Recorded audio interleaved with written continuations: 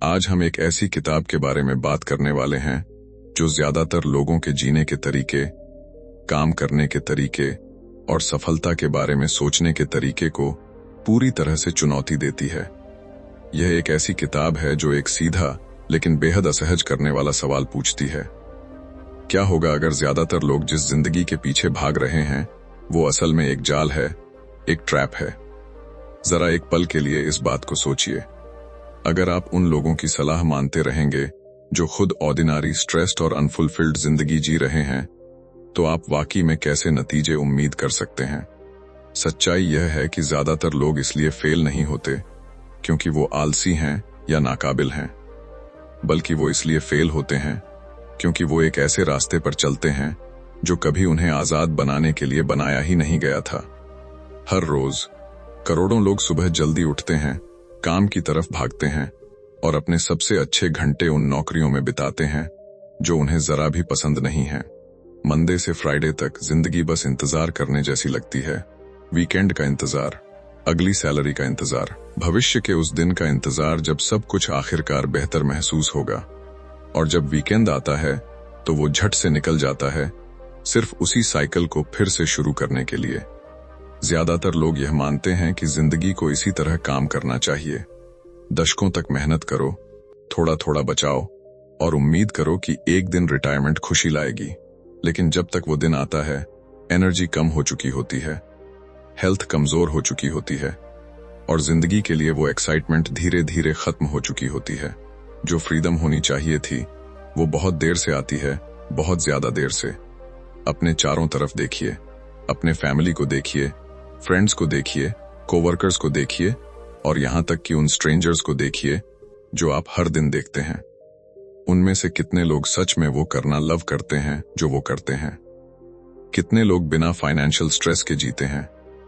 कितने लोग वाकई में वो जिंदगी जी रहे हैं जिसका उन्होंने कभी सपना देखा था? ज्यादातर लोगों के लिए जवाब दर्दनाक रूप से साफ है। ये किताब एक्सप्लेन करती है कि ऐसा क्यों होता है। ये उस इनविजिबल स्क्रिप्ट को रिवील करती है जो सोसाइटी हमें फॉलो करना सिखाती है, स्कूल से लेकर जॉब्स तक, मनी से लेकर रिटायरमेंट तक। और क्यों इस स्क्रिप्ट को ब्लाइंडली फॉलो करना लोगों को रैट रेस में फंसाए रखता है। लेकिन यह किताब सिर्फ क्रिटिसिज्म पर रुकती नहीं, यह सोचने का एक अलग तरीका ऑफर करती है, सिस्टम से बाहर निकलने का एक रास्ता, अपने टाइम पर, अपनी इनकम पर और अपनी जिंदगी पर कंट्रोल लेने का एक तरीका, कुछ अपना बनाकर। तो अगर आपने कभी यह महसूस किया है कि जिंदगी में सैलरी से सैलरी तक बस सर्वाइव करने से ज्यादा कुछ होना चाहिए, तो हमारे साथ अंत तक बने रहिए, क्योंकि यह समरी आपको दिखाएगी कि रैट रेस कैसे काम करती है और सबसे जरूरी बात, इससे कैसे एस्केप किया जाए। अब बात करते हैं इकोनॉमिक रिलीजन प्रिंसिपल की। यह रैट रेस सोसाइटी में इतनी गहराई से जड़ें जमाए हुए हैं कि इसे दुनिया का इकोनॉमिक रिलीजन कहा जा सकता है। लगभग हर कोई इस पर विश्वास करता है, इसे फॉलो करता है और शायद ही कभी इस पर सवाल उठाता है। चाहे हम रियलाइज करें या न करें, हम सब इस सिस्टम का हिस्सा हैं। बस फर्क इतना है कि हम इसमें क्या रोल प्ले करते हैं। कुछ लोग शॉपिंग रैट्स हैं तो कुछ लोग सेविंग रैट्स हैं। शॉपिंग रैट्स मानते हैं कि खुशी, रिस्पेक्ट और सेटिस्फैक्शन चीजें खरीदने से आती है। वो लेटेस्ट कपड़ों, गैजेट्स, कार्स और अपग्रेड्स के पीछे भागते हैं, यह सोचते हुए कि अगली खरीदारी उन्हें आखिरकार कंप्लीट महसूस कराएगी। दूसरी तरफ सेविंग रैट्स मानते हैं कि डिसिप्लिन ही जवाब है। वो खर्च करने से बचते हैं, अग्रेसिवली बचत करते हैं और अपने पैसे दशकों तक इन्वेस्ट करते हैं, यह उम्मीद करते हुए कि एक दिन दूर भविष्य में वो आखिरकार अमीर हो जाएंगे। शॉपिंग रैट्स अपने वीकेंड्स का मजा लेते हैं और पैसे खर्च करते हैं। सेविंग रैट्स अपने वीकेंड्स को रोकते हुए बिताते हैं, रिटायरमेंट तक धैर्यपूर्वक अपनी सैक्रिफाइस का रिवॉर्ड पाने का इंतजार करते हुए। लेकिन चाहे वो कोई भी रास्ता चुने, दोनों टाइप्स फंसे रहते हैं। दोनों अभी भी इकोनॉमिक स्लेव्स हैं, बस उसी सिस्टम के अलग अलग रूल्स फॉलो कर रहे हैं।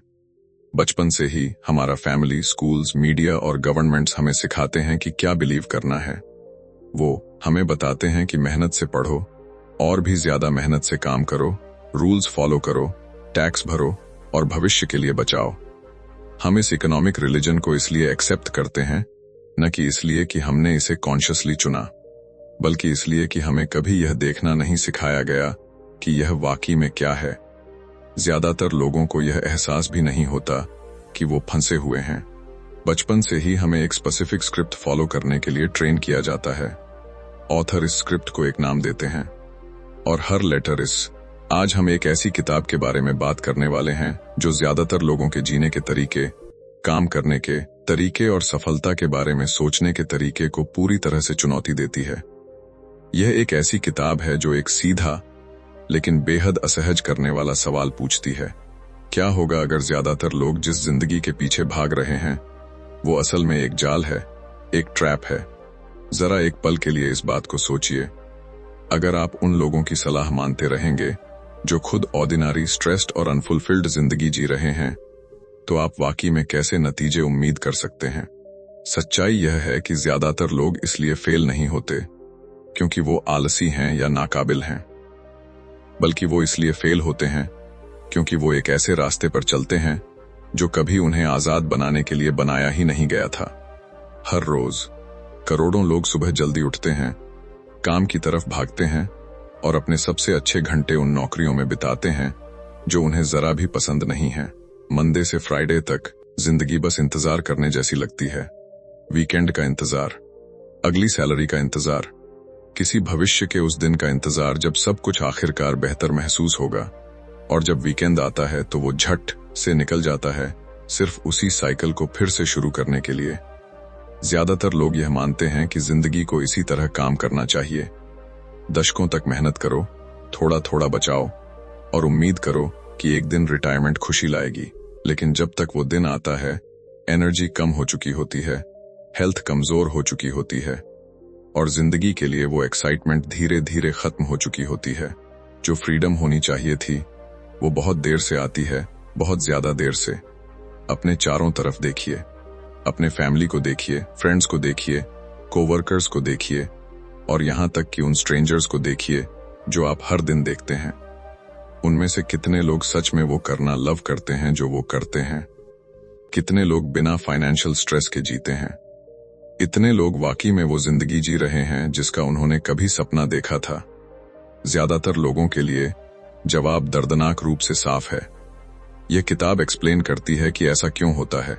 यह उस इनविजिबल स्क्रिप्ट को रिवील करती है जो सोसाइटी हमें फॉलो करना सिखाती है, स्कूल से लेकर जॉब्स तक, मनी से लेकर रिटायरमेंट तक। और क्यों इस स्क्रिप्ट को ब्लाइंडली फॉलो करना लोगों को रैट रेस में फंसाए रखता है।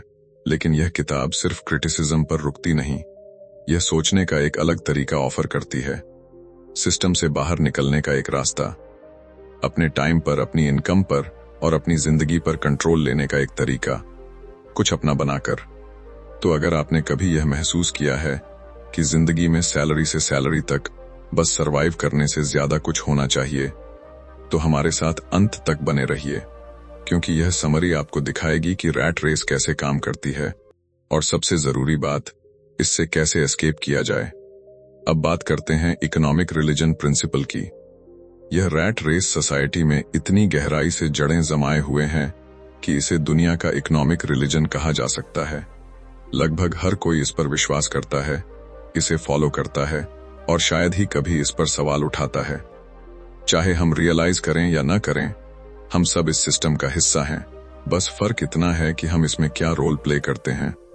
कुछ लोग शॉपिंग रैट्स हैं तो कुछ लोग सेविंग रैट्स हैं। शॉपिंग रैट्स मानते हैं कि खुशी, रिस्पेक्ट और सेटिस्फैक्शन चीजें खरीदने से आती है। वो लेटेस्ट कपड़ों, गैजेट्स, कार्स और अपग्रेड्स के पीछे भागते हैं, यह सोचते हुए कि अगली खरीदारी उन्हें आखिरकार कंप्लीट महसूस कराएगी। दूसरी तरफ सेविंग रैट्स मानते हैं कि डिसिप्लिन ही जवाब है। वो खर्च करने से बचते हैं, अग्रेसिवली बचत करते हैं और अपने पैसे दशकों तक इन्वेस्ट करते हैं, ये उम्मीद करते हुए कि एक दिन दूर भविष्य में वो आखिरकार अमीर हो जाएंगे। शॉपिंग रैट्स अपने वीकेंड्स का मजा लेते हैं और पैसे खर्च करते हैं। सेविंग रैट्स अपने वीकेंड्स को रोकते हुए बिताते हैं, रिटायरमेंट तक धैर्यपूर्वक अपनी सैक्रिफाइस का रिवॉर्ड पाने का इंतजार करते हुए। लेकिन चाहे वो कोई भी रास्ता चुने, दोनों टाइप्स फंसे रहते हैं। दोनों अभी भी इकोनॉमिक स्लेव्स हैं, बस उसी सिस्टम के अलग अलग रूल्स फॉलो कर रहे हैं। बचपन से ही हमारा फैमिली, स्कूल्स, मीडिया और गवर्नमेंट्स हमें सिखाते हैं कि क्या बिलीव करना है। वो हमें बताते हैं कि मेहनत से पढ़ो, और भी ज्यादा मेहनत से काम करो, रूल्स फॉलो करो, टैक्स भरो और भविष्य के लिए बचाओ। हम इस इकोनॉमिक रिलीजन को इसलिए एक्सेप्ट करते हैं, न कि इसलिए कि हमने इसे कॉन्शियसली चुना, बल्कि इसलिए कि हमें कभी यह देखना नहीं सिखाया गया कि यह वाकई में क्या है। ज्यादातर लोगों को यह एहसास भी नहीं होता कि वो फंसे हुए हैं। बचपन से ही हमें एक स्पेसिफिक स्क्रिप्ट फॉलो करने के लिए ट्रेन किया जाता है। ऑथर इस स्क्रिप्ट को एक नाम देते हैं और हर लेटर इस सिस्टम का एक पार्ट रिप्रेजेंट करता है जो हमारी जिंदगी को कंट्रोल करता है। Schooling, consumerism, responsibility, ignorance, promises और टैक्सेशन। जो लोग इस स्क्रिप्ट से बाहर निकलने की कोशिश करते हैं, उन्हें अक्सर जज किया जाता है, क्रिटिसाइज किया जाता है या पनिश किया जाता है। जरा इमेजिन कीजिए एक हाई स्कूल ग्रेजुएट जो कॉलेज नहीं जाने का फैसला करता है। इसके बजाय वो प्रैक्टिकल स्किल्स सीखता है, जैसे गाड़ियां रिपेयर करना, एयर कंडीशनर्स लगाना या मैनुअल काम करना। या फिर इमेजिन कीजिए एक कॉलेज ग्रेजुएट जो कॉर्पोरेट जॉब्स के लिए अप्लाई करने से मना कर देता है और अपना खुद का बिजनेस शुरू करने का फैसला करता है। सोसाइटी इन चॉइसेस को सेलिब्रेट नहीं करती, वो इन पर सवाल उठाती है। चलिए इस स्क्रिप्ट को तोड़ते हैं। शुरुआत करते हैं लेटर एस से, जो स्कूलिंग के लिए खड़ा है। छोटी उम्र से ही हमें स्कूल जाने के लिए ट्रेन किया जाता है, मंडे से फ्राइडे तक, जब तक हम साल के नहीं हो जाते, ताकि बाद में हम मंडे से फ्राइडे तक काम कर सकें, जब तक हम साल के नहीं हो जाते। स्कूल हमें सिखाता है कि इंफॉर्मेशन को कैसे याद किया जाए, कैसे दोहराया जाए और अथॉरिटी को कैसे माना जाए। यह हमें इतना स्मार्ट बनाता है कि हम यूजफुल वर्कर्स बन सकें, लेकिन इतने स्मार्ट नहीं कि सिस्टम या उन लोगों पर सवाल उठा सकें जो इससे फायदा उठाते हैं। इसके बाद आता है सी, जो कंज्यूमरिज्म के लिए खड़ा है। बच्चों के रूप में हमें टॉयज से रिवॉर्ड दिया जाता है और वो टॉयज हमें खुश कर देते हैं। टीनेजर्स के रूप में टॉयज और ज्यादा महंगे हो जाते हैं, बाइसिकल्स, फोन्स और गैजेट्स। एडल्ट्स के रूप में खुशी को हाउसेस, कार्स और अप्लायंसेस से जोड़ दिया जाता है, लेकिन यहाँ ट्रैप है। हम इन चीजों का मजा सिर्फ वीकेंड्स पर ले सकते हैं, क्योंकि बाकी का हफ्ता इनके लिए पेमेंट करने के लिए काम करने में बीतता है। आपके पास एक खूबसूरत घर हो सकता है, लेकिन आप अगले साल तक इसका पेमेंट कर रहे होंगे। उसके ऊपर आप हर साल प्रॉपर्टी टैक्स भी भरते रहेंगे।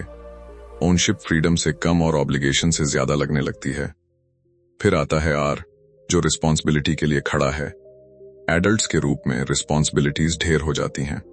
Student loans, mortgages, car payments, बच्चों की एजुकेशन और एंडलेस बिल्स। इससे दूर चले जाना इम्पॉसिबल लगता है, क्योंकि स्क्रिप्ट की आप पर इतनी मजबूत पकड़ होती है। जिंदगी एक एंडलेस साइकिल की तरह महसूस होने लगती है। काम करने की, बिल्स भरने की और सर्वाइव करने की। बहुत कम जगह बचती है मीनिंग के लिए।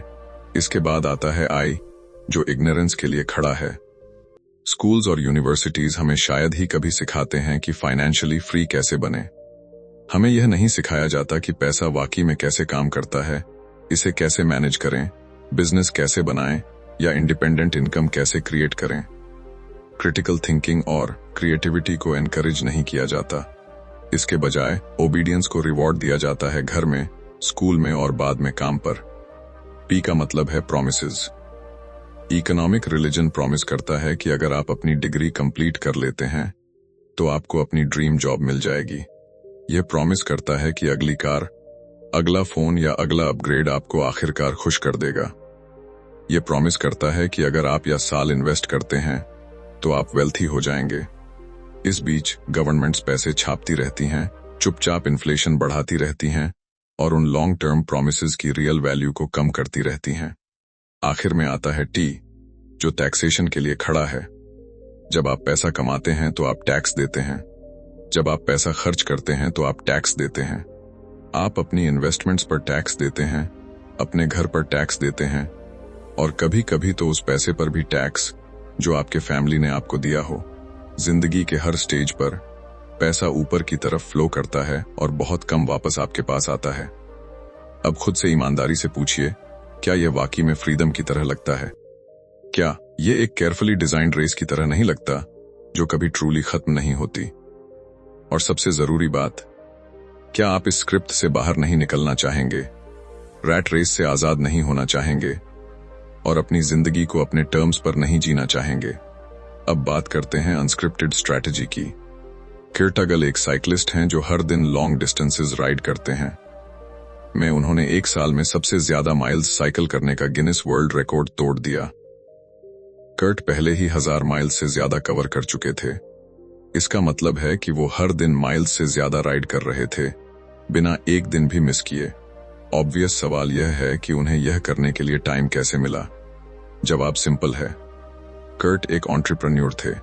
वो उस परसेंट से बिलोंग करते थे, वो अनस्क्रिप्टेड लोग जो ट्रेडिशनल लाइफ स्क्रिप्ट को फॉलो करने से मना कर देते हैं।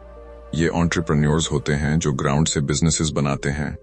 वो ड्रिवन होते हैं, ओपन माइंडेड होते हैं और लगातार सीखते रहते हैं।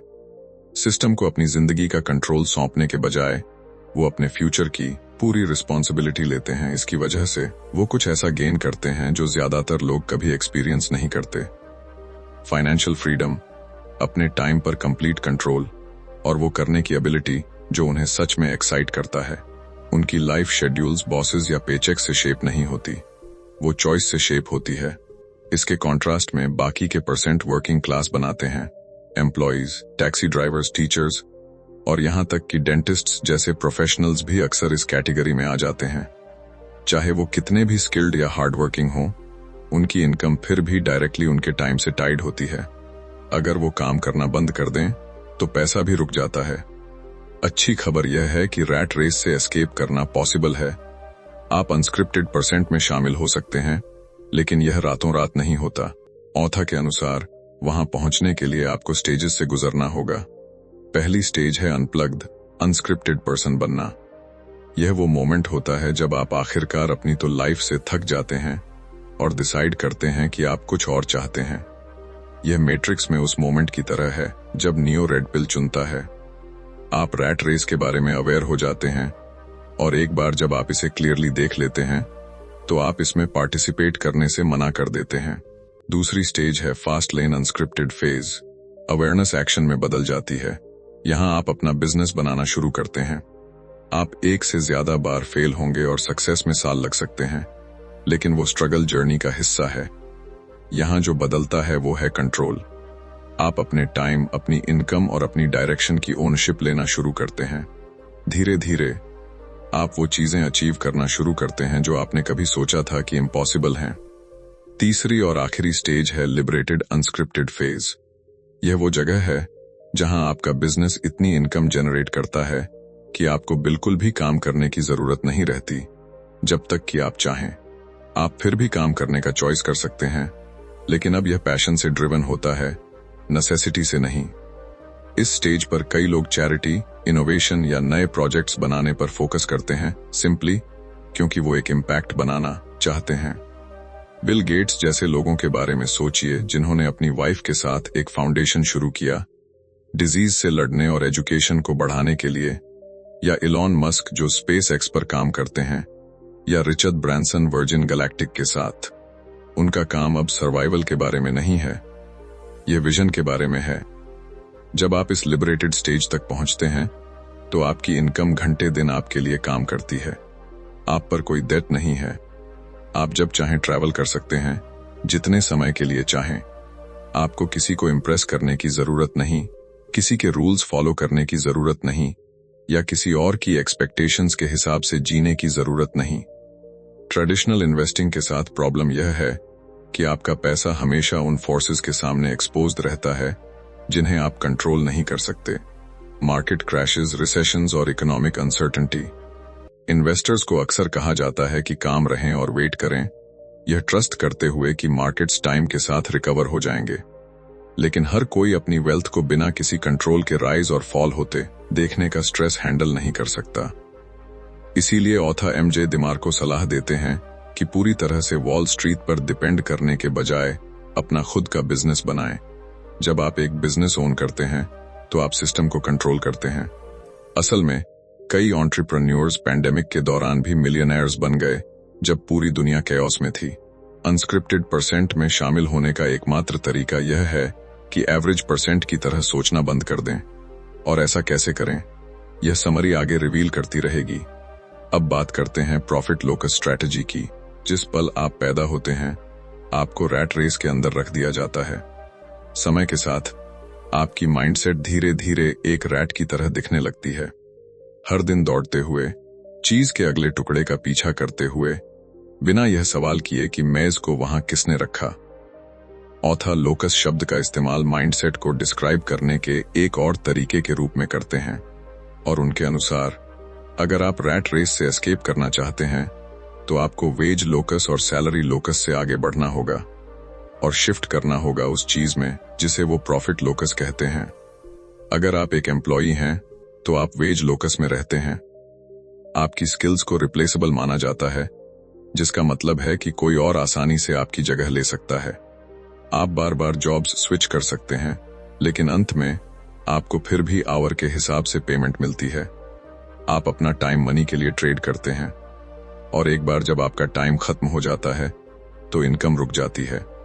Fast food workers, cashiers, delivery Riders, construction workers और ऑफिस क्लर्क्स सभी इस कैटेगरी में आते हैं। कंपनीज इन रोल्स को सिस्टम के सिंपल पार्ट्स के रूप में देखती हैं, कंपोनेंट्स जिन्हें जरूरत पड़ने पर स्वैप किया जा सकता है। और जिस तरह कंपनीज लोअर कॉस्ट्स के लिए वर्कर्स को रिप्लेस करती हैं, वर्कर्स लगातार नई जॉब्स की तलाश में रहते हैं जो थोड़ा ज्यादा पे करती हैं। अगर कोई और कंपनी बेहतर वेज ऑफर करती है तो वो मूव कर जाते हैं। ये एक नेवर एंडिंग साइकिल बन जाती है।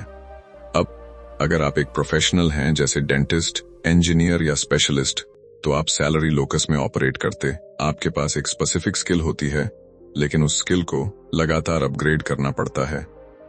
अगर आप सीखना बंद कर देते हैं तो आपकी इनकम बढ़ना बंद हो जाती है। आगे बढ़ने के लिए आपको एडवांस्ड डिग्रीज, सर्टिफिकेशंस और सालों की ट्रेनिंग चाहिए, बस अपनी सैलरी को स्टेप बाय स्टेप बढ़ाने के लिए। प्रोफेशनल्स हर साल अपनी इनकम बढ़ाने का एम रखते हैं, अपनी एक्सपर्टीज इंप्रूव करके। अगर एम्प्लॉइज के लिए चीजें गलत हो जाती हैं तो उन्हें पूर बनने का रिस्क होता है, लेकिन अगर प्रोफेशनल्स के लिए चीजें गलत हो जाती हैं तो वो अक्सर स्टक हो जाते हैं, मेहनत से काम करते हुए, अच्छा अर्न करते हुए, फिर भी एवरेज रहते हुए। अब आती है रियल शिफ्ट, प्रॉफिट लोकस। यह एंटरप्रेन्योर्स की माइंडसेट होती है। टाइम या स्किल्स बेचने के बजाय वो वैल्यू क्रिएट करने पर फोकस करते हैं। उनकी इनकम इस बात पर डिपेंड करती है कि लोग जो वो ऑफर करते हैं उसमें कितनी वैल्यू परसीव करते हैं। इसे नेट परसीव्ड वैल्यू या एनपीवी के रूप में जाना जाता है। प्रॉफिट सिंपली वो डिफरेंस होता है जो कुछ क्रिएट करने में खर्च होता है और जो वैल्यू कस्टमर्स बिलीव करते हैं कि वो डिलीवर करता। उदाहरण के लिए, इमेजिन कीजिए कि आप एक नया गैजेट बनाते हैं जिसे प्रोड्यूस करने में खर्चा आता है। अगर लोग इसके लिए पे करने को तैयार हैं तो बाकी का प्रॉफिट बन जाता है। वो प्रॉफिट वैल्यू की वजह से एग्जिस्ट करता है जो आपने क्रिएट की, न कि उन आवर्स की वजह से जो आपने काम किया। यही प्रॉफिट लोकस की पावर है। एक एंटरप्रेन्योर के रूप में आपकी इनकम टाइम, लोकेशन या आवली रेट्स से लिमिटेड नहीं होती। यह सिर्फ उस वैल्यू से लिमिटेड होती है जो आप क्रिएट कर सकते हैं, और वैल्यू की कोई फिक्स्ड सीलिंग नहीं होती। आप हमेशा अपने प्रोडक्ट्स को इंप्रूव कर सकते हैं, अपनी सर्विसेज को रिफाइन कर सकते हैं और ज्यादा लोगों तक पहुंच सकते हैं। जितनी ज्यादा वैल्यू आप डिलीवर करते हैं, उतना ज्यादा प्रॉफिट आप अर्न करते हैं। इसीलिए ऑथर मानते हैं कि ट्रू फ्रीडम ज्यादा मेहनत करने या लंबे समय तक पढ़ने से नहीं आती, बल्कि यह मनी, वर्क और वैल्यू के बारे में सोचने के तरीके को बदलने से आती है। अब बात करते हैं एसिमेट्रिक रिटर्न स्ट्रैटेजी की। ऑथर के होम टाउन में एक एल्डरली वुमन के पास एक छोटा फैशन बुटीक था। एक दिन एमजे दे मार्को अपनी वाइफ के साथ उस स्टोर में गए। कॉन्वर्सेशन के दौरान उन्होंने ओनर से एक सिंपल सवाल पूछा, क्या उनके पास एक वेबसाइट या ऑनलाइन स्टोर है? उन्होंने जवाब दिया नहीं और चुपचाप उम्मीद की कि शायद वो उनके लिए एक बनाने की ऑफर करेंगे। हालांकि यह वुमन एक बिजनेस ओन करती थी, वो फिर भी रैट रेस में फंसी हुई थी। क्यों? क्योंकि उनका बिजनेस मॉडल बहुत डीपली लिमिटेड था और उनके नंबर्स काम नहीं कर रहे थे। इमेजिन कीजिए कि हर हफ्ते करीब लोग उनके बुटीक से गुजरते हैं। ये वो लोग हैं जो पैदल या उस स्ट्रीट से गाड़ी चलाते हुए गुजरते हैं। एक ऑनलाइन प्रेजेंस के बिना उनका बिजनेस कभी 1000 कस्टमर्स तक नहीं पहुंच सकता था। 10,000 तो छोड़ ही दीजिए, न अगले महीने, न अगले साल, और शायद कभी नहीं। वो छोटा बुटीक कभी भी डॉलर्स या $1 मिलियन रेवेन्यू जनरेट नहीं कर सकता था। ऊपर से देखने पर वो एक बिजनेस ओनर की तरह दिखती थीं, लेकिन रियलिटी में वो अभी भी रैट रेस इकोनॉमी के अंदर ऑपरेट कर रही थीं। यहीं पर एम्प्लॉय माइंडसेट और एंटरप्रेन्योरियल माइंडसेट के बीच का डिफरेंस साफ हो जाता है। एम्प्लॉयज एफर्ट और टाइम के टर्म्स में सोचते हैं, एंटरप्रेन्योर्स रीच और वैल्यू के टर्म्स में सोचते हैं। रियल सक्सेस ज्यादा लोगों को सर्व करने और ग्रेटर वैल्यू डिलीवर करने से आती है। ये वो तरीका है जिससे एसिमेट्रिक रिटर्न्स क्रिएट होते हैं। ये एसिमेट्रिक रिटर्न्स का मतलब है कि small inputs massive outputs produce कर सकते हैं अगर सिस्टम करेक्टली डिजाइन किया गया हो। उदाहरण के लिए इमेजिन कीजिए आपके पास एक प्रोडक्ट है जो आपको हर सेल पर प्रॉफिट देता है और आप हर दिन यूनिट्स बेचते हैं। समय के साथ वो सिंपल सिस्टम करीब सालों में मिलियन जनरेट कर सकता है। काम सेम रहता है, लेकिन रिजल्ट्स एफर्ट से कहीं ज्यादा बढ़ते हैं। इन रिटर्न्स को बढ़ाने के मुख्य रूप से तरीके हैं, स्केल के थ्रू और मैग्नीट्यूड के थ्रू। स्केल वॉल्यूम के बारे में है। इसका मतलब है कि बड़ी संख्या में यूनिट्स बेचना। उदाहरण के लिए, अगर आप मिलियन फोन केसेस बेचते हैं और हर एक पर बस प्रॉफिट बनाते हैं, तो आप फिर भी मिलियन अर्न करते हैं। स्केल इस बात पर डिपेंड करता है कि कितने लोग आपका प्रोडक्ट चाहते हैं। दूसरी तरफ मैग्नीट्यूड इंपैक्ट के बारे में है। यह हायर वैल्यू पर सेल पर फोकस करता है। इमेजिन कीजिए कि सिर्फ ब्रॉन्ज स्कल्पचर्स बेच रहे हैं, हर एक पर प्रॉफिट अर्न कर रहे हैं, वो भी मिलियन तक ऐड होता है। स्केल कई लोगों को टारगेट करता है, जबकि मैग्नीट्यूड कम लोगों को टारगेट करता है, लेकिन दोनों एक्स्ट्रॉर्डिनरी रिजल्ट्स की तरफ ले जा सकते हैं। चाहे आप कोई भी रास्ता चुने, आपका बिजनेस मॉडल स्मार्ट और मैथमेटिकली साउंड होना चाहिए। सिर्फ हार्ड वर्क काफी नहीं है। नंबर्स, सिस्टम्स और एफिशिएंसी को समझे बिना आप दिन रात काम कर सकते हैं और फिर भी कभी वेल्थी नहीं बन सकते। ऑथा के अनुसार सक्सेसफुल एंटरप्रेन्योरशिप घंटे दिन काम करने के बारे में नहीं है। यह एक ऐसा सिस्टम बनाने के बारे में है जो आपके लिए तब भी काम करे जब आप न करें। अब बात करते हैं वैल्यू मैरिज स्ट्रैटेजी की। ऑथा के अनुसार वैल्यू एक सिंगल चीज नहीं है, यह अलग अलग फॉर्म्स में आती है और यह समझना कि ये फॉर्म्स एक साथ कैसे काम करती हैं एक सक्सेसफुल बिजनेस बनाने के लिए जरूरी है। कुल मिलाकर टाइप्स ऑफ वैल्यू होती हैं और रियल सक्सेस तब होती है जब ये प्रॉपर्ली अलाइंड हो। पहली है ट्रू वैल्यू। यह वो रियल बेनिफिट है जो आपका प्रोडक्ट डिलीवर करता है जब इसे करेक्टली यूज किया जाए। उदाहरण के लिए, जब आप पानी की एक बोतल खरीदते हैं और वो एक्चुअली आपकी प्यास बुझाती है, वो ट्रू वैल्यू है। या जब आप एक बुक खरीदते हैं, इसे पूरा पढ़ते हैं और इससे यूजफुल इंसाइट्स गेन करते हैं, बुक ने अपनी ट्रू वैल्यू डिलीवर कर दी है। इसके बाद आती है यूटिलिटी वैल्यू, जो इस बात पर डिपेंड करती है कि कस्टमर एक्चुअली प्रोडक्ट को कैसे यूज करता है। इमेजिन कीजिए, आप एक बुक खरीदते हैं, लेकिन कुछ चैप्टर्स के बाद इसे पढ़ना बंद कर देते हैं क्योंकि आप आइडियाज पर ट्रस्ट नहीं करते या उन्हें यूजफुल नहीं पाते। उस केस में बुक की यूटिलिटी वैल्यू कम होती है, चाहे इसकी ट्रू वैल्यू हाई हो। दूसरी तरफ, अगर कोई original book the great rat escape को शुरू से अंत तक पढ़ता है और इसके लेसन्स को रियल लाइफ में अप्लाई करता है, तो यूटिलिटी वैल्यू बुक की ट्रू वैल्यू से मैच करती है। तीसरी टाइप है रिलेटिव वैल्यू। ये इस बात को रिफर करती है कि आपका प्रोडक्ट मार्केट में कंपीटिंग ऑप्शंस से कैसे कंपेयर करता है। उदाहरण के लिए, अगर आप टी शर्ट्स बेचते हैं तो आप लाखों अदर सेलर्स के साथ कंपीट कर रहे हैं जो सिमिलर प्रोडक्ट्स ऑफर करते हैं। अगर आपकी टी शर्ट्स किसी मीनिंगफुल वे में स्टैंड आउट नहीं करती हैं, तो आपका प्रोडक्ट रिलेटिव वैल्यू पर फेल होता है, चाहे वो अपने आप में कितनी भी अच्छी हो। चौथी टाइप है सरप्लस वैल्यू, जो यूजुअली कमोडिटी मार्केट्स में अपीयर होती है। यह वो जगह है जहां प्रोडक्ट्स लगभग आइडेंटिकल होते हैं और सेलर्स मेनली प्राइस पर कंपीट करते हैं। जब सब कुछ सेम दिखता है, तो कस्टमर्स नेचुरली सबसे सस्ते ऑप्शन को चूज करते हैं। ऐसी सिचुएशंस में प्रॉफिट मार्जिन्स श्रिंक हो जाते हैं और बिजनेसेस सरवाइव करने के लिए स्ट्रगल करती हैं। आखिरी टाइप है परसीव्ड वैल्यू। यह आपके प्रोडक्ट की ट्रू वैल्यू और इसे दुनिया के सामने कैसे प्रेजेंट किया जाता है, इसका एक कॉम्बिनेशन है। Branding, packaging, design, messaging, advertising और पोजीशनिंग सब यह शेप करते हैं कि कस्टमर्स आपके प्रोडक्ट को कैसे परसीव करते हैं। लोग सिर्फ यह नहीं खरीदते कि एक प्रोडक्ट क्या करता है, वो यह खरीदते हैं कि वो बिलीव करते हैं कि यह क्या करेगा। वो ट्रस्ट करते हैं कि मार्केटिंग के थ्रू जो प्रॉमिस किया गया है, वो प्रोडक्ट के थ्रू फुलफिल होगा।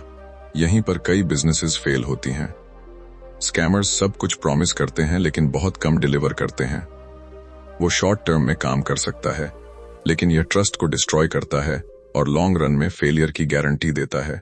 गोल यह नहीं है कि एग्जैजरेट करें, बल्कि एक स्ट्रॉन्ग बैलेंस क्रिएट करें। ऑथर के अनुसार real success true value, relative value और परसीव्ड वैल्यू को मैरी करने से आती है।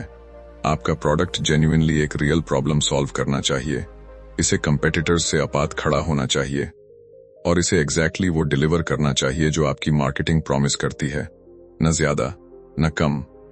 जब ये एलिमेंट्स अलाइन होते हैं तो कस्टमर्स आप पर ट्रस्ट करते हैं, आपके साथ बने रहते हैं और विलिंगली उस वैल्यू के लिए पे करते हैं जो आप प्रोवाइड करते हैं। और यही वो तरीका है जिससे लास्टिंग बिजनेसेस बनाई जाती हैं। अब बात करते हैं वैल्यू स्क्यू स्ट्रैटेजी की। जब भी आप कुछ खरीदने का डिसाइड करते हैं तो आप कभी रैंडमली चूज नहीं कर रहे होते। आप अपने मन में ऑप्शंस को कंपेयर कर रहे होते हैं, चाहे आपको रियलाइज हो या ना हो। अलग अलग क्वालिटीज के बीच एक क्वाइट कंपटीशन होती है और आप उस प्रोडक्ट को सिलेक्ट करते हैं जो पर्सनली आपकी जो सबसे ज्यादा वैल्यू करते हैं उससे मैच करता है। उदाहरण के लिए इमेजिन कीजिए आप एक स्टोर में खड़े हैं, तौतिया चिप्स का एक बैग चूज करने की कोशिश कर रहे हैं। एक ब्रांड सस्ता है, दूसरा बायोडिग्रेडेबल पैकेजिंग यूज करता है, तीसरा नॉन जीएमओ इंग्रेडिएंट्स प्रॉमिस करता है। एक ब्रांड कैनोला ऑयल यूज करता है जबकि दूसरा अवकाडो ऑयल यूज करता है। एक कॉर्न से बना है, दूसरा कसावा से। एक पैकेज पर एक जोक प्रिंटेड है जबकि दूसरा ज्यादा कलरफुल और प्रीमियम दिखता है। आप नॉन जीएमओ ऑप्शन चूज कर सकते हैं। अगर ऐसा होता है तो इसका मतलब है कि इंग्रेडिएंट क्वालिटी आपके लिए प्राइस, पैकेजिंग या डिजाइन से ज्यादा मैटर करती है। और यह एंटरप्रेन्योर्स के लिए एक इम्पोर्टेंट लेसन है। आपको एक नया गैजेट इन्वेंट करने या अगला सोशल मीडिया प्लेटफॉर्म लॉन्च करने की जरूरत नहीं है सक्सीड होने के लिए। इसके बजाय आप जो पहले से एग्जिस्ट करता है उसकी वैल्यू को एडजस्ट या स्क्यू करके जीत सकते हैं।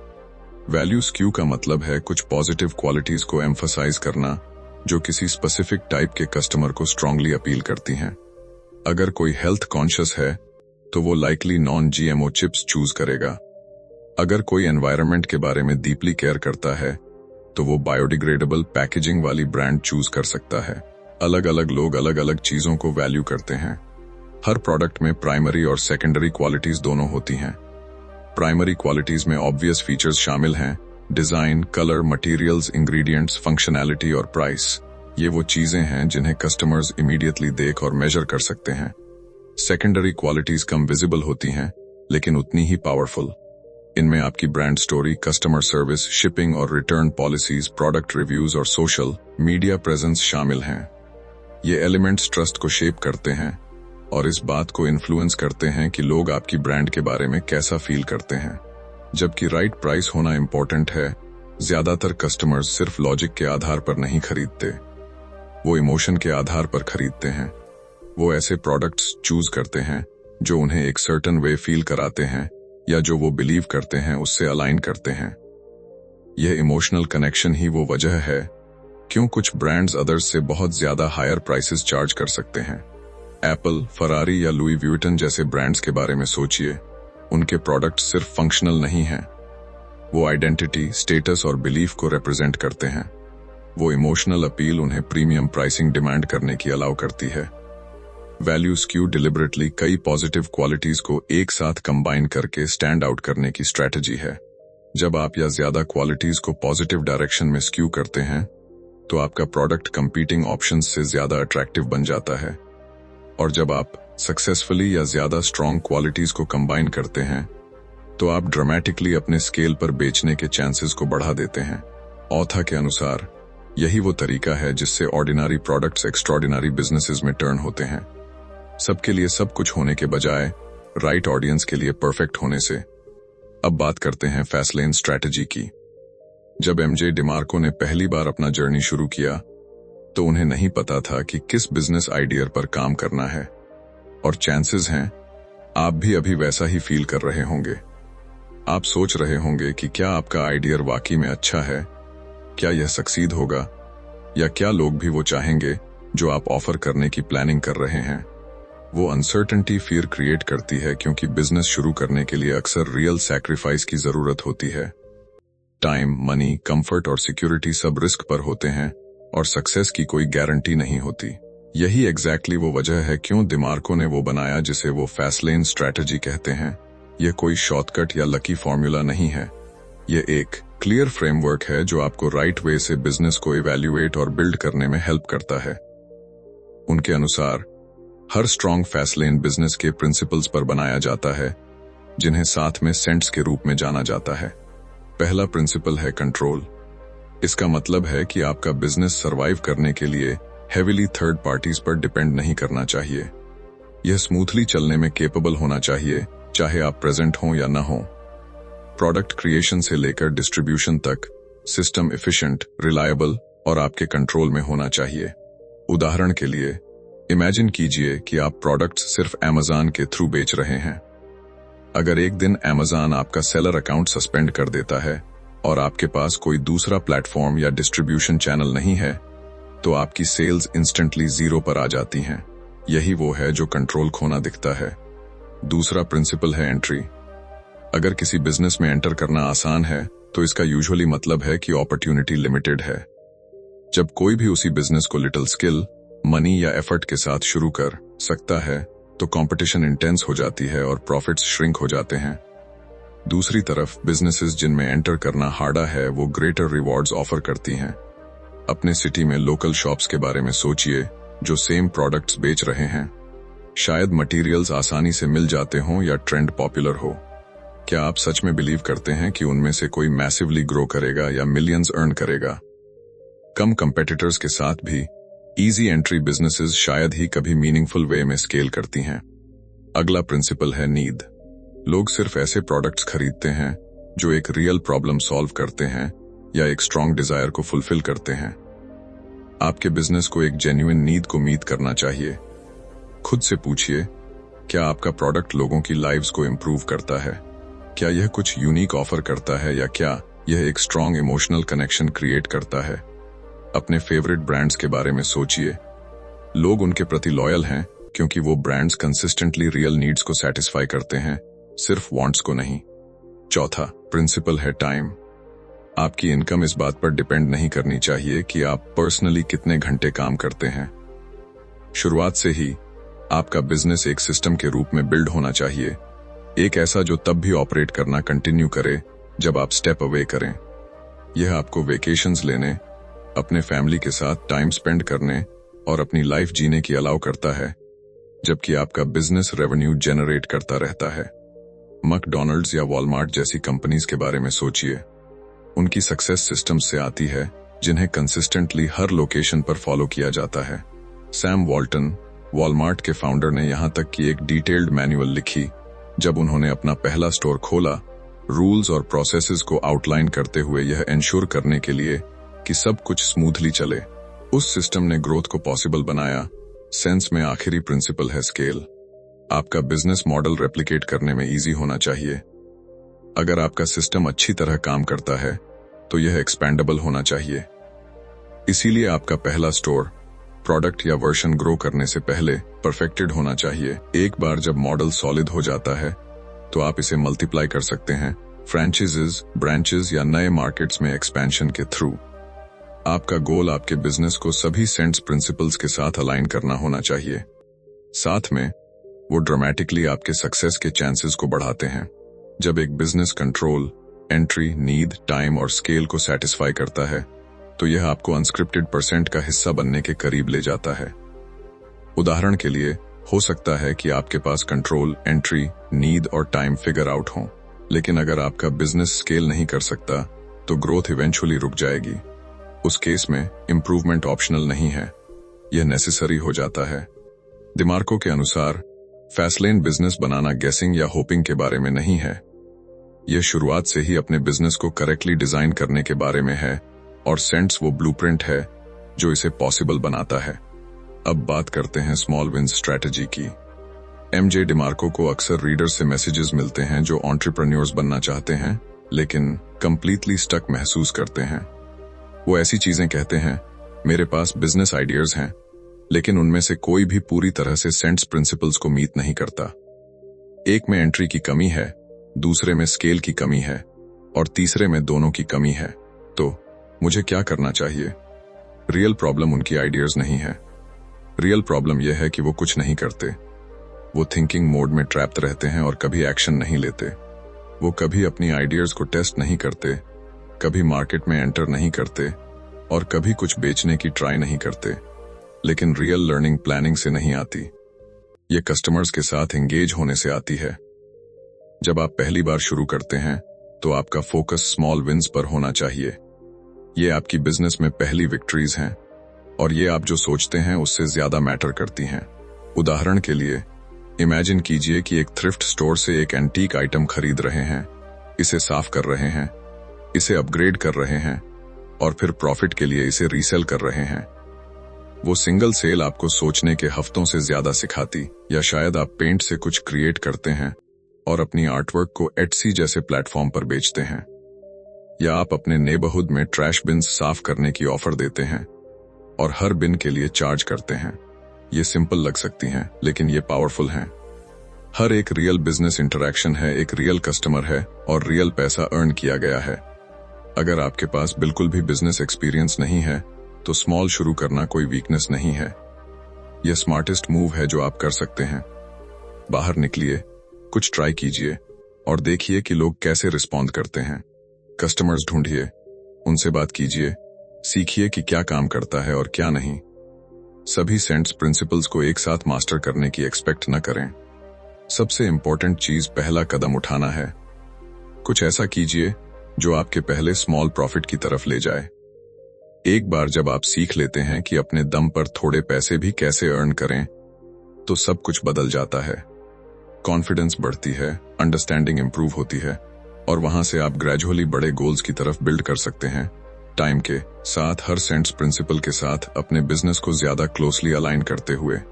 दिमार्को के अनुसार बिग सक्सेस बिग आइडियाज से शुरू नहीं होती, यह स्मॉल विंस से शुरू होती है जो कंसिस्टेंटली रिपीट की जाती हैं। अब बात करते हैं मार्केटिंग टाई ब्रेकर प्रिंसिपल की। इमेजिन कीजिए आपने एक इनक्रेडिबल गैजेट क्रिएट किया है, कुछ इनोवेटिव, हाई क्वालिटी और पावरफुल, लेकिन आप अकेले नहीं हैं और लोगों ने लगभग सेम प्रोडक्ट बिल्ड किया है। फीचर्स सिमिलर हैं, बेनिफिट्स सेम हैं, यहां तक कि डिजाइन भी नियरली आइडेंटिकल दिखता है। तो सवाल यह है कि जब बाकी सब कुछ इक्वल है तो आप कैसे जीतते हैं? जवाब है मार्केटिंग। जब प्रोडक्ट्स सिमिलर होते हैं तो मार्केटिंग टाई ब्रेकर बन जाती है। यह शेप करती है कि लोग आपके प्रोडक्ट को कैसे परसीव करते हैं और परसेप्शन लॉजिक से ज्यादा बाइंग डिसीजंस को ड्राइव करती है। मार्केटिंग सिर्फ प्रमोशन नहीं है, ये उन सबसे इंपॉर्टेंट क्वालिटीज में से एक है जो आपके प्रोडक्ट के पास हो सकती हैं। मार्केटिंग में सब कुछ शामिल है, आपके प्रोडक्ट के नेम और पैकेजिंग से लेकर इसके बिहाइंड की इमोशनल स्टोरी तक। इसमें एड्स शामिल हैं जो अटेंशन ग्रैब करते हैं, हेडलाइंस जिन्हें इग्नोर नहीं किया जा सकता और टेस्टिमोनियल्स जो इंस्टेंट ट्रस्ट बिल्ड करते हैं। मार्केटिंग के थ्रू एक प्रोडक्ट सिर्फ एक ऑब्जेक्ट होना बंद कर देता है और एक सोल्यूशन बनना शुरू हो जाता है जिस पर लोग बिलीव करते हैं। चाहे आपके प्रोडक्ट में सभी राइट फीचर्स हों और यह रियल वैल्यू डिलीवर करता हो, वीक मार्केटिंग इसे फेल करा सकती है। इसीलिए कई एंटरप्रेन्योर्स उन लोगों को हायर करना चूज करते हैं जो मार्केटिंग में स्किल्ड हैं। वास्तव में सबसे सिंपल प्रोडक्ट्स भी इनक्रेडिबली सक्सेसफुल बन सकते हैं इनके बिहाइंड सही मार्केटिंग स्ट्रैटेजी के साथ। स्ट्रॉन्ग मार्केटिंग सिर्फ कस्टमर्स अट्रैक्ट नहीं करती, यह टैलेंटेड एम्प्लॉइज, रिलायबल सप्लायर्स और सीरियस इन्वेस्टर्स अट्रैक्ट करती है। यह आपके बिजनेस के अराउंड क्रेडिबिलिटी और मोमेंटम क्रिएट करती है। इसीलिए ऑथर के अनुसार मार्केटिंग सीखना एंटरप्रेन्योर्स के लिए ऑप्शनल नहीं है, यह इसेंशियल है। अच्छी खबर यह है कि मार्केटिंग एक ऐसी स्किल है जो कोई भी सीख सकता है। आप इसे बुक्स, कोर्सेज के थ्रू स्टडी कर सकते और एक्सपर्ट्स से सीख कर। जिस प्रोडक्ट को अच्छी तरह मार्केट किया जाता है वो ऑलमोस्ट हमेशा अपने कंपेटिटर्स से आगे निकल जाता है, चाहे बाकी सब कुछ सेम दिखे। अंत में जब क्वालिटी, प्राइस और फीचर्स इक्वल हों तो मार्केटिंग विनर डिसाइड करती है। अब बात करते हैं डन किल्स डाउट प्रिंसिपल की। कुछ साल पहले जब एमजे डिमार्को का पहला बिजनेस ग्रो करना शुरू हो रहा था तो उन्हें हेल्प की जरूरत थी। तो उनकी मदर कंपनी में एक एम्प्लॉई के रूप में ज्वाइन हुई और उन अकाउंट्स को मैनेज करना शुरू किया जहां बिजनेस इनकम आ रही थी। वो उनके कुछ बिजनेस आइडियाज के बारे में जानती थीं, लेकिन ज्यादातर पेरेंट्स की तरह उन्हें डाउट्स थे। डिमार्को अक्सर रिच बनने के बारे में बात करते थे, और जबकि उनकी मदर उन्हें इमोशनली सपोर्ट करती थीं, वो बहुत प्रैक्टिकल भी थीं। वो प्रूफ चाहती थीं, प्रॉमिसेस नहीं। एक दिन उन्होंने बिजनेस से सभी इनवॉइसेस को जोड़ा, टोटल आया, वो नंबर ने सब कुछ बदल दिया। वो शॉक्ड थीं, लेकिन और भी इम्पोर्टेंट, उन्होंने उन पर डाउट करना बंद कर दिया। उस मोमेंट से उनके वर्ड्स अब ड्रीम्स की तरह नहीं लगते थे, वो रिजल्ट्स की तरह लगते थे। कुछ साल बाद डिमार्को ने अपनी मदर को जो हर डॉलर वो ओ करते थे, वो एक सिंगल चेक से रिपे कर दिया। यह स्टोरी एक हार्ड ट्रूथ रिवील करती है। कोई भी वाकई में आपकी प्लान्स या आपके ड्रीम्स की केयर नहीं करता। आप सोशल मीडिया पर अपनी बिजनेस आइडियाज के बारे में पोस्ट कर सकते हैं, और लोग शायद पोस्ट को लाइक करें या एक पोलाइट कमेंट छोड़ें, लेकिन डीप डाउन ज्यादातर लोग स्केप्टिकल होते हैं। कई सीक्रेटली एक्सपेक्ट करते हैं कि आप फेल होंगे। कुछ यहां तक सोचते हैं कि आप अनरियलिस्टिक या इरिस्पॉन्सिबल हो रहे हैं।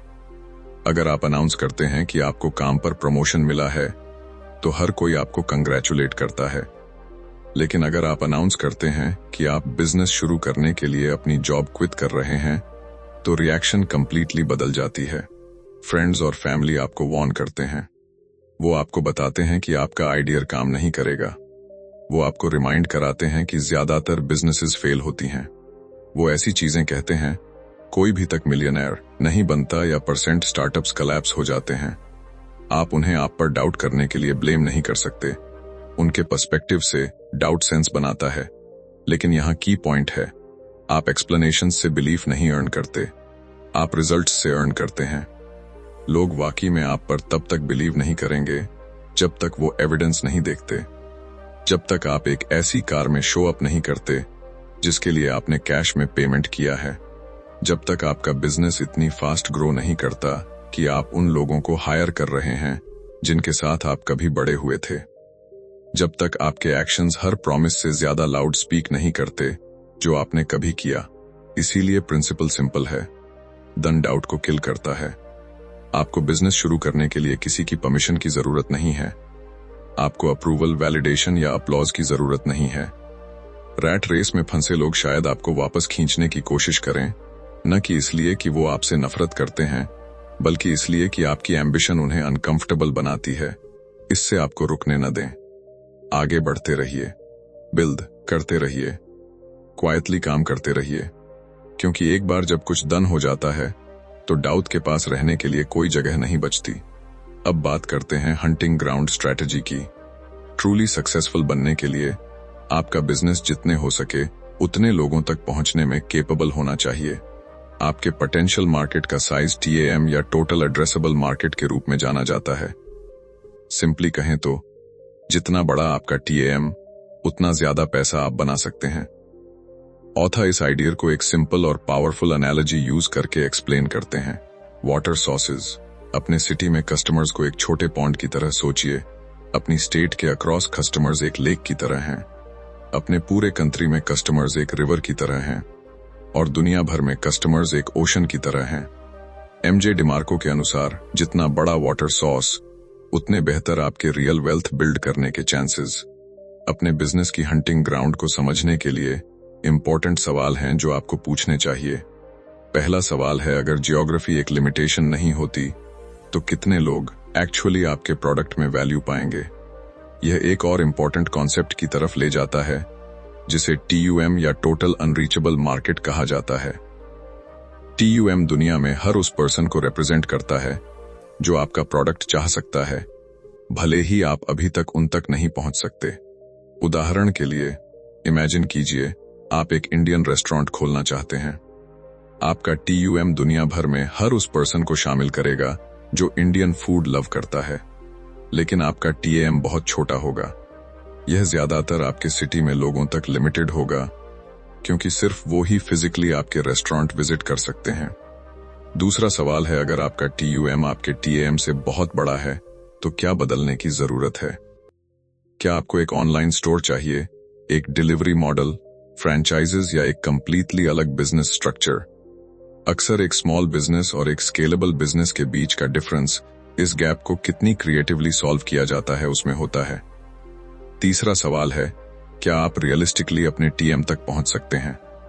डिमार्को के अनुसार यह अक्सर बेहतर होता है कि शुरुआत से ही एक लार्ज ऑडियंस को एमए करें बजाय खुद को एक टाइनी मार्केट में लॉक करने के। याद रखिए, टीयूएम पोटेंशियल इंटरेस्ट को रिप्रेजेंट करता है जबकि टीएएम रीचेबल अपॉर्चुनिटी को रिप्रेजेंट करता है। चलिए इंडियन रेस्टोरेंट एग्जाम्पल पर वापस जाते हैं। आइडियल सिचुएशन मल्टीपल ब्रांचेस या फ्रेंचाइजेस ओपन करना होगी, लेकिन अगर वो पॉसिबल नहीं है तो दूसरे ऑप्शंस हैं। आप इंडियन स्पाइसेस और हर्ब्स को ऑनलाइन बेच सकते हैं और उन्हें वर्ल्ड वाइड शिप कर सकते हैं। आप एक इंडियन कुकबुक क्रिएट कर सकते हैं और इसे ग्लोबली बेच सकते हैं। दोनों केसेस में ज्योग्राफी अब आपको लिमिट नहीं करती और आपका बिजनेस एक बहुत बड़े मार्केट को टैप कर सकता है। डिमार्को अपनी पब्लिशिंग कंपनी के थ्रू अपना खुद का एग्जाम्पल शेयर करते हैं। वो यूनाइटेड स्टेट्स के बाहर पब्लिशर्स को बुक लाइसेंसेस बेचते हैं।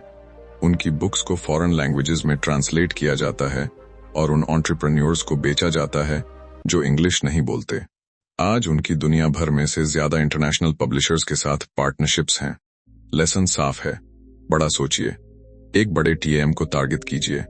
यही वो तरीका है जिससे एसिमेट्रिक रिटर्न्स क्रिएट होते हैं, ऐसे बिजनेसेस बिल्ड करके जो लोकेशन या बाउंड्रीज से रिस्ट्रिक्ट नहीं होते।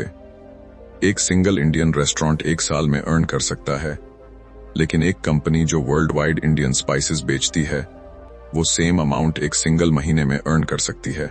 ऑथा के अनुसार राइट हंटिंग ग्राउंड चूज करना सिर्फ स्ट्रैटेजी नहीं है, यह स्मॉल रहने और कुछ एक्स्ट्रॉर्डिनरी बिल्ड करने के बीच का डिफरेंस है। अब बात करते हैं स्ट्रैटेजी की।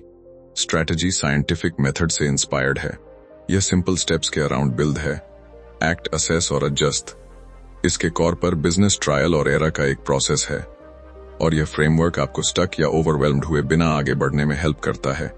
पहला स्टेप है एक्ट। इसका मतलब है एक प्रोडक्ट लॉन्च करना, एक नई स्ट्रैटेजी टेस्ट करना या एक नया बिजनेस शुरू करना। आप एक कदम उठाते हैं और फिर ऑब्जर्व करते हैं कि लोग कैसे रिस्पॉन्ड करते हैं।